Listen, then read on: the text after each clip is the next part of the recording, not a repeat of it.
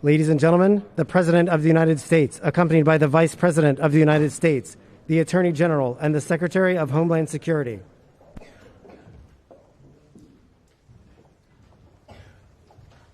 Hello, everyone.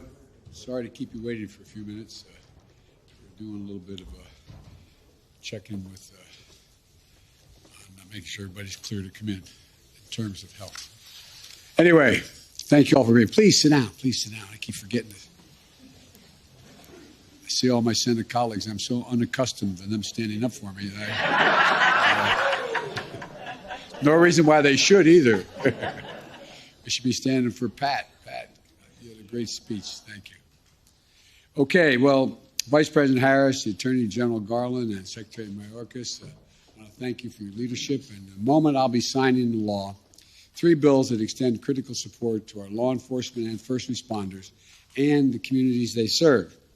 And I want to thank everyone who worked together to pass each of these bipartisan bills, emphasize bipartisan bills. Before I turn to the specific of the bills, I want to say that when you look at what our communities need and what our law enforcement is being asked to do, it's going to require more resources, not fewer resources.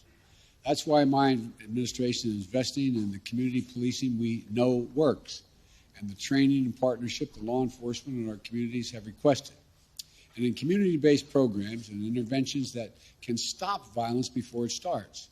Think about what we ask a police officer. We ask them everything from counselors to law enforcement officers to the fit folks who have to take down the bad guy. I mean, everything in between. And so just this morning, the Department of Justice released a significant new investment in community policing through community-oriented police services. Everything has an acronym. It's called COPS program. These grants, which total nearly $140 million, will go to 183 law enforcement agencies and allow them to fund over 1,000 new law enforcement positions and to fund other initiatives to build legitimacy and trust in communities, to address gun violence and other violent crimes, and to combat hate and domestic extremism, and to enhance the response to people in crisis. In addition, this announcement, along with the historic funding of the American Rescue Plan, means communities have the resources now available for the community violence intervention more than they've ever had before.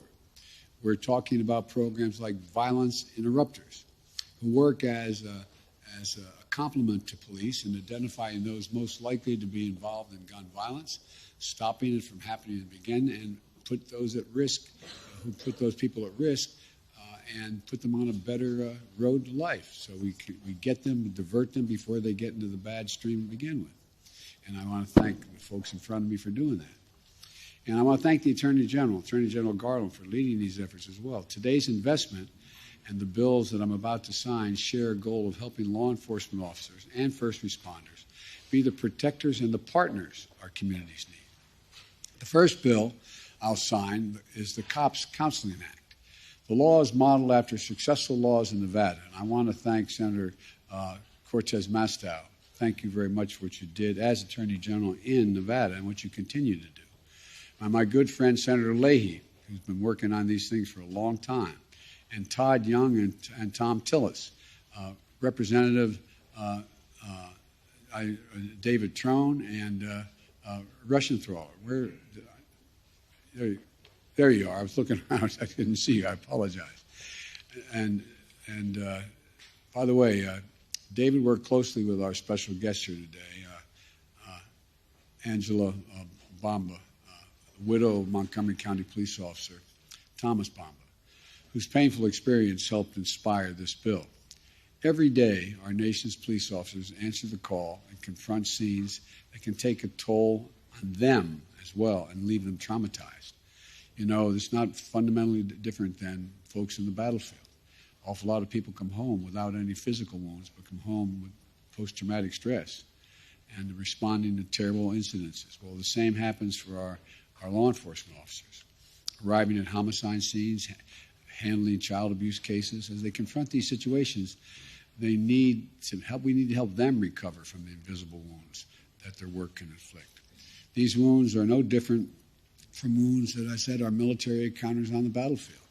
According to one study, law enforcement officers are 54% more likely to die by suicide than the average American. because they're under such enormous pressure and they see things none of us ever see. The vast majority of law enforcement officers tell us that peer support programs are the most helpful mental health resource there is. And that makes sense.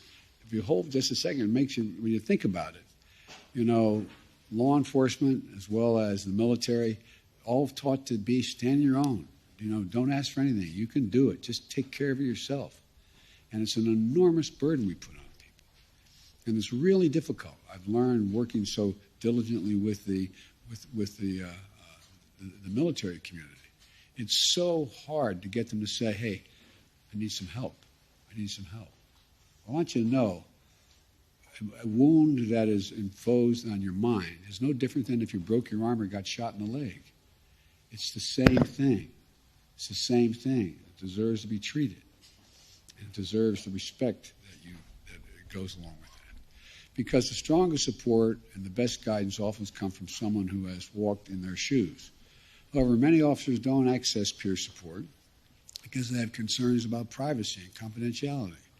And only about half the states have confidentiality protections. But this bill, I want to thank the Congress for this, encourages first responders agencies to adapt peer counseling programs, require the Department of Justice to make the best practices and resources publicly available for people who want to become peer support mentors, and ensure confidentiality to federal law enforcement officers who use peer counseling services, with the only exception being admission of a criminal conduct and or a threat of serious physical harm.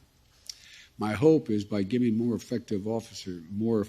officers access to confidentiality and high-quality mental health resources, we're going to reduce the stigma around seeking help and lead to better policing and prevent suicides. Put simply, we'll get more officers the help they need so they can better help their communities they serve. The next bill I'll be signing is the Protect America's First Responders Act. I want to thank Senator Gillibrand, and thank her very much, and Bill, I want to thank you, Pasquale and Brian Fitzpatrick, Joe Courtney. They're all near neighbors where I used to represent, for their leadership in supporting those who are disabled or killed in the service of their community. You know, when our nation's firefighters, disaster relief workers, EMT, law enforcement officers, and other first responders respond to that radio alert, they run toward the danger while others are running away. They know there's a risk of them getting injured or worse. And when they go to work each day, their families wait for that phone call. They're going to get that phone call that something's happened. Public Safety Officers Benefits Program was originally established to provide death benefits to officers who fall on the line of duty, so that if, God forbid, their family gets that call, they don't also lose their house, their car, and are left bereft in terms of economic capacity. It has since been expanded to provide disabilities and education benefits, and increases the number of first responders who are eligible, including children born after the fact. It's really important. And, you know, Pat, you and I used to discuss this all the time in Judiciary 120 years ago here. But the truth is, you know, with over 1,000 claims a year to review, the program has been slow and inconsistent when it comes to reviewing claims and supporting first responders and families, including those who responded on 9/11. The law has to change, and you're doing that. You're changing the law to do that. And it's going to make sure this program processes claims more quickly and speeds up payments, makes clear the public safety officers who are acting in an emergency situation, no matter the jurisdiction, are covered, and broadly defines what it means to be permanently disabled. Before this law, first responders permanently disabled in the line of duty were only eligible for benefits programs if they could never again perform any of the compensated work that they performed. Now, what you guys and women have changed is you allowed the disabled first responders who can't do the work they have been trained for, but still can perform tasks and take on work that's therapeutic for them, to do these jobs without losing the benefits, at the same time getting both the pay and the benefit if it's in a different area. There's a line inscribed in the National Law Enforcement Officer Memorial that you've all seen it many, many times. In valor, there is hope. In valor, there is hope. Well, as one of the leaders of the Federal Law Enforcement Officers Foundation pointed out, This bill restores their sense of valor. And with that comes a lot of hope. The third and final bill I'll sign is named Jaime Zapata and Victor, Avila. I didn't want to mispronounce it. I hope I pronounced it correctly because it's important. Immigration and Customs Enforcement agents who were ambushed by a drug cartel hitman in Mexico in 2011. The assailants tried to pull Agent Zappa from the driver's seat of the vehicle and shooting him 6 times. And Agent Avila, despite having been shot, was able to push Zappa's leg down on the accelerator and escape the attack. Unfortunately, Agent Zappa later died of his wounds. That tragedy was compounded by another tragedy, a miscarriage of justice. The murder convictions against the 2 killers responsible for the murder were overturned on appeal. It was overturned because the law didn't make clear that the Department of Justice can prosecute anyone who kills or attempts to kill a federal law enforcement officer outside the United States. Thankfully, the murderers remain in prison, being convicted of other incidents stemming from that same incident. But this bill is going to protect agents serving abroad and send a message to drug cartels, terrorists, and criminals wherever they operate that if you attack our agents, you will not escape our justice. I want to thank Senator Coons and Senator Cornyn for that legislation, and Representative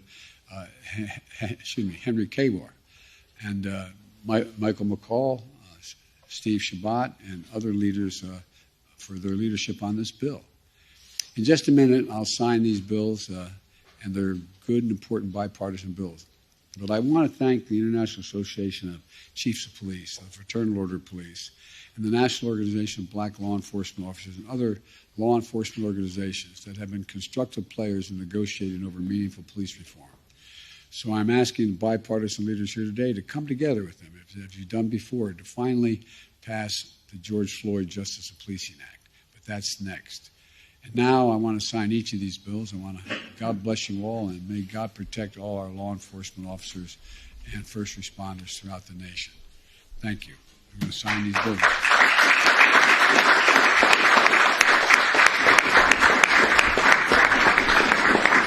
By the way, there's a tradition, when you sign the bill, you give the signing pen to the authors of the bill. But I don't have that many pens with me. So I'm going to make sure everyone will get a pen. Everyone will get a pen. I'm not trying to hoard the pens, guys.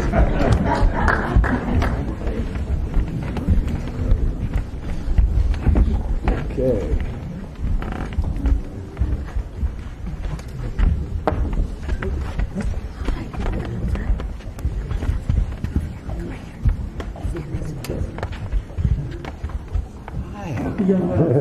What's your name? Nice to meet you. How old are you? 7 years old. Weird. You are. What grade are you in? First grade. Oh, that's great, man. Thank you for being here. You okay? Maybe after this I can show you a little more. See this?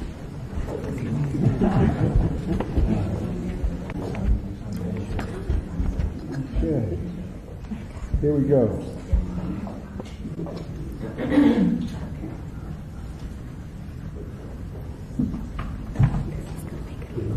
All right.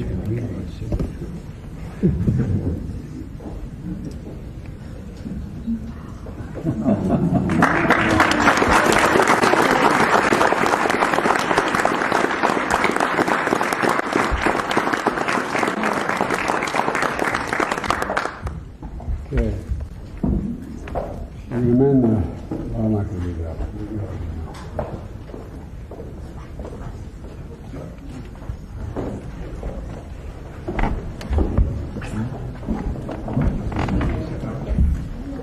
We got the second group up here? Yeah. They signed it. We can take that one. Don't leave quickly, okay? See you. Hi. Thank you for doing my bill. I never got to do this. You did such a good job. You did such a good job. Hey, Mary. Hey, Marty, how you doing? I'm good. You're all set? I'll be here because we take photos. Hey.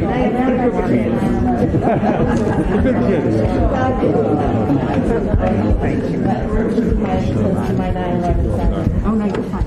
Watch that car behind you.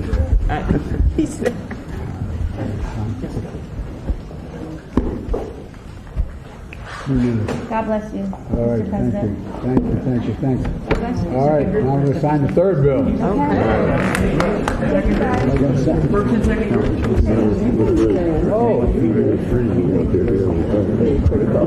Thank you.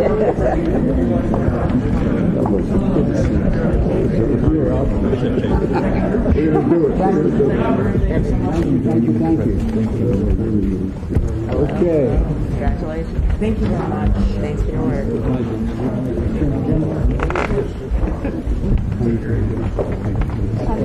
Title 18, U.S. Code, the freedom to protect officers and employees of the United States and other federal purposes. Knock her over.